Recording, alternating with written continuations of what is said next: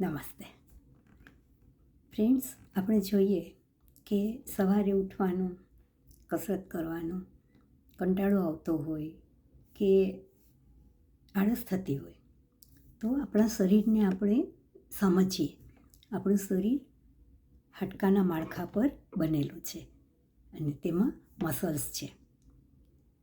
સાથે અંદરના ઓર્ગન એટલે કે હાર્ટ, લીવર, કિડની, પેનક્રિયાસ, બંને આંતરડા બધા મસલ્સથી રક્ષાયેલા છે.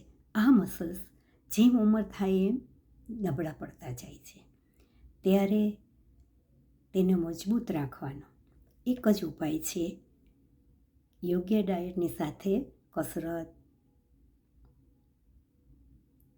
યોગ, પ્રાણાયામ. હવે આ જો આપણે કરીએ તો શરીર કાયમ સ્વસ્થ રહે છે. નહીં તો સુગર વધે, કોલેસ્ટ્રોલ વધે, સાંધાના દુખાવા થાય,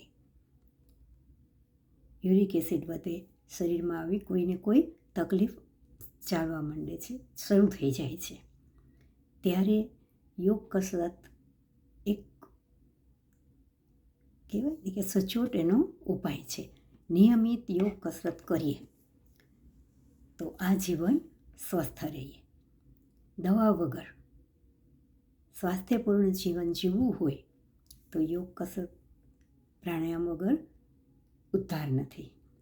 ફ્રેન્ડ્સ, આજે 2025 1 જાન્યુઆરીના પ્રથમ દિવસે સંકલ્પ કરીએ કે વધુ નહીં તો હું અડધી કલાક દરરોજ યોગ, પ્રાણાયામ કરીશ અને ચાલવા જઈશ. સ્વસ્થ રહો એ શુભેચ્છા.